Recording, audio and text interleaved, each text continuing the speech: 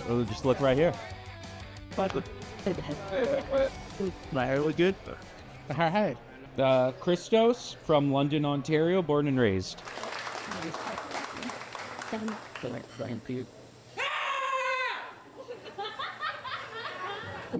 I've been doing this for 8 years, and I have a fucking bone to pick with every single one of you.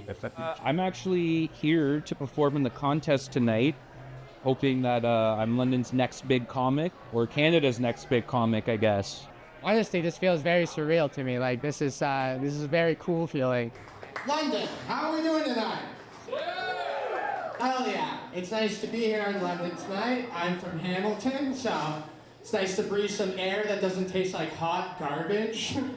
I'm really happy that I got to come and experience this because I think it's going to be a lot of fun. Do you want more? Like, to keep going? Aaron Hopkins, Sarnia, Ontario. I was in a Tim Hortons drive-thru the other day, and the girl asked me for here or to go.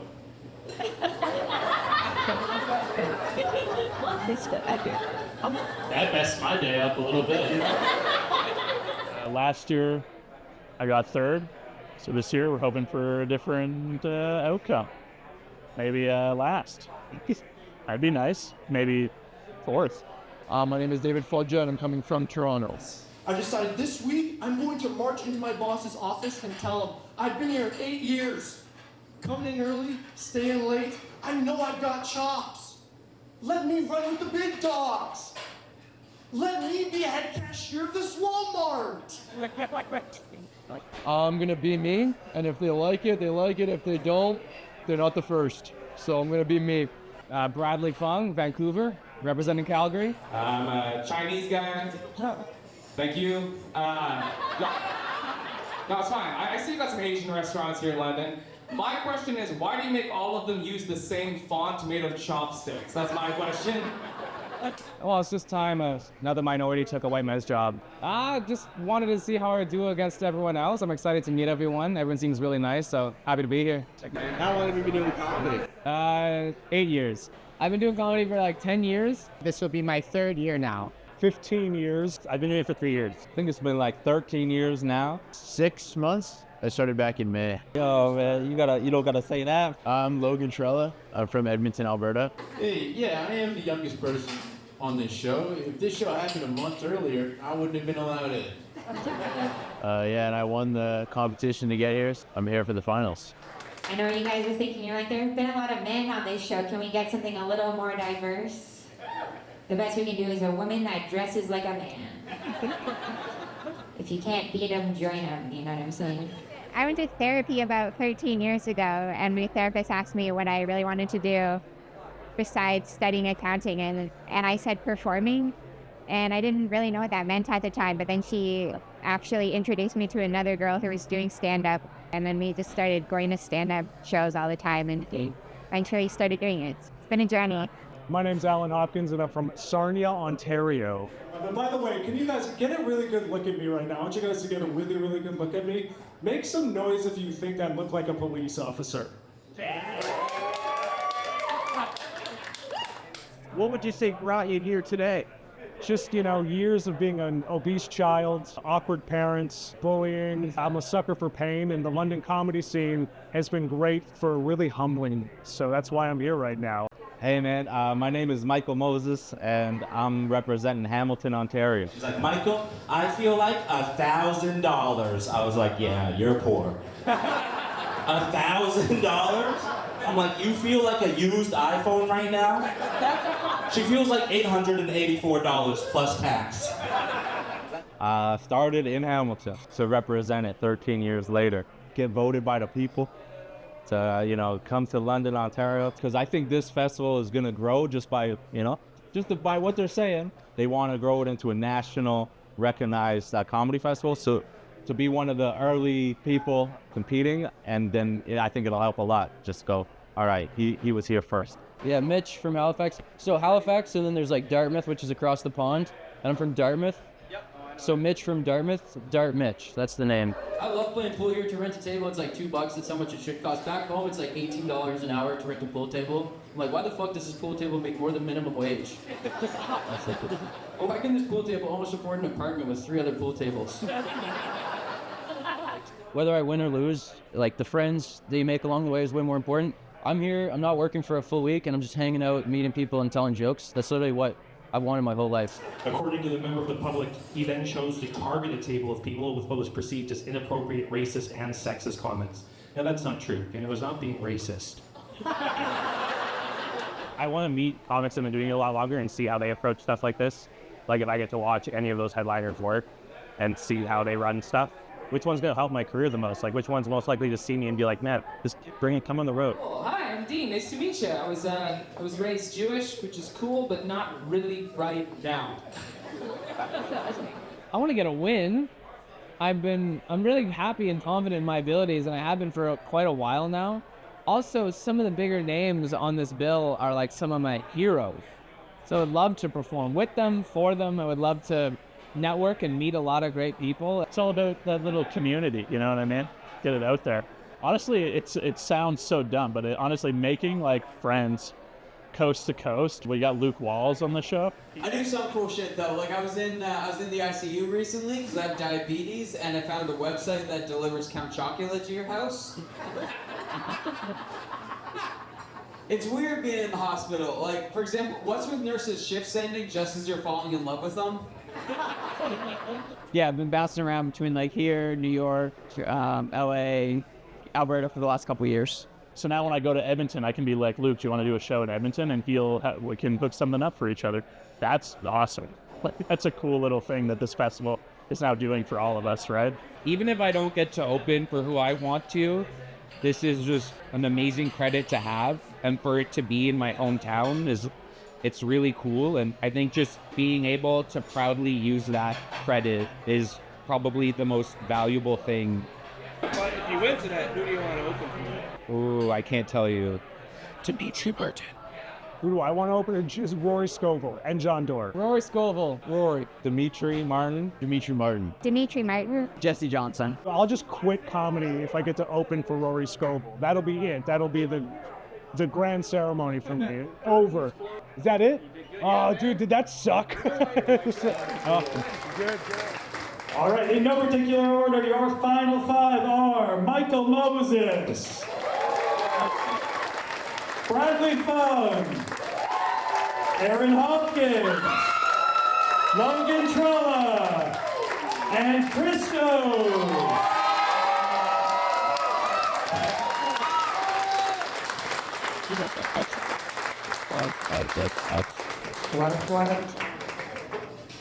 So opening for Tom Green will be Christo.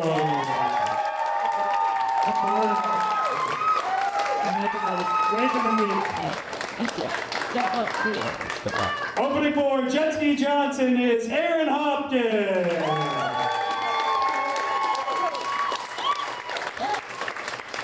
We kind of had something cool. Dimitri Martin's a cool guy. He wanted to take two people to open for him. So opening for Dimitri Martin, Michael Moses.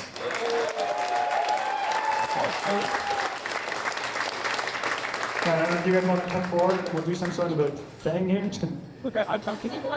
I'm just slowly doing this so we can get some pictures so I can sell the shit out of this next year. All right, it feels right to do first place, then second place. So you want to do second first? But then there's no reveal. We'll negotiate this later. All right, your Sorry Comedy Fest winner, Best of the Fest, who will be opening for Rory Scovel, is Bradley Fung.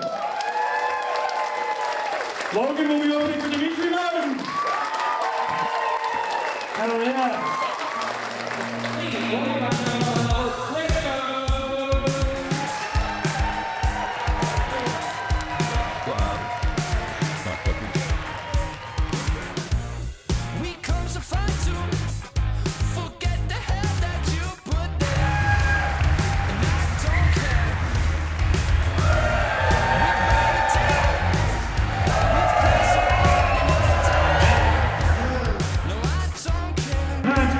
Make some noise for Bradley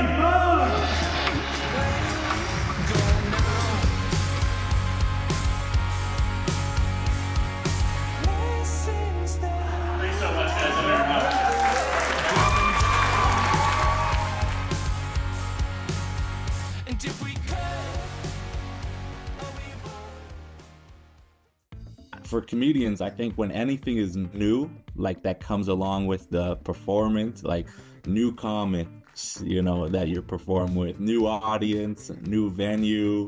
This festival, I think it was way better on just connecting like a newer, I guess, would you say maybe generation, just like newer comics to established to like absolute, you know, yeah, just bringing together, you know, an entire country wide of comics. Some festivals you've been on, the big stars, you don't get to meet them, you don't get to mingle, you don't get this kind of access to like even backstage, which was awesome. I'm Vancouver based. I saw the competition was in Calgary and they weren't doing a Vancouver preliminary round, and I figured might as well shoot my shot. So went to Calgary twice for the quarters and the semis, and it's nice that it all paid off. It's funny, like in some competitions, you're hoping that people do bad, but this one, everyone wanted everyone to do well, just because, you know, it's the finals. Everyone's traveling from different places, and no one wants to see anyone do poorly. So it's good. I think everyone had a good set. So it was really cool to kind of see your contemporaries from across Canada, right? Especially if you're just in London or just in Ontario. Coming out to London was like just comics from all over the country that I've never met, never seen. And it was like a brand new place. I did feel competitive at first, because I was like, I don't know, these guys are probably trying to like get in my head or like blah blah, because I've never been a part of like something like that before. That's when I realized it's not really like a competitive competition, but it was more of like a let's see what you got type thing, you know. Dimitri Martin was one of the first comedians that I like followed once I like was old enough to understand what stand-up is. I wouldn't be exaggerating to say that he's one of my influences that like got me to start doing stand-up. For me to then meet him, not only just to meet him, but to open for him in a theater was like surreal for me. It was so crazy. For like just personally, like it was pretty sweet, because I got to talk to him a bit before, and just like you know, it's cool because it's a theater. You don't get to do those very often. You know, people are excited. Bumped into Dimitri backstage and was able to like chat him up for a while, like had a good conversation where till it went like, oh man, wait, I think I'm up next. Like I gotta go. He goes, oh yeah, go do your thing. So it felt like you were performing for somebody you knew, just not just like opening and then leaving and, you know, not allowed. This was like hey man, maybe you got a potential to make like a new friend. Mitch came up to me and asked me, and he was like, oh, you're like next on the list if you want to choose a show, but I think this one would be really good for you. And I was like, yeah, for sure. Like, I'm definitely down to do the female show. I'd met Sophie last year as well at the festival, so it was nice to see her again. And then it was really cool to see Ali McCroskey as well. I've never met her, but I've like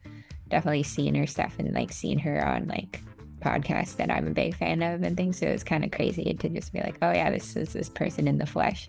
Very nice people all around. They had an all-women's show on the festival, and I hope they keep trying to like increase the feminine presence, because I think it's important in comedy. So I've never been to Centennial Hall in 32 years I've lived here.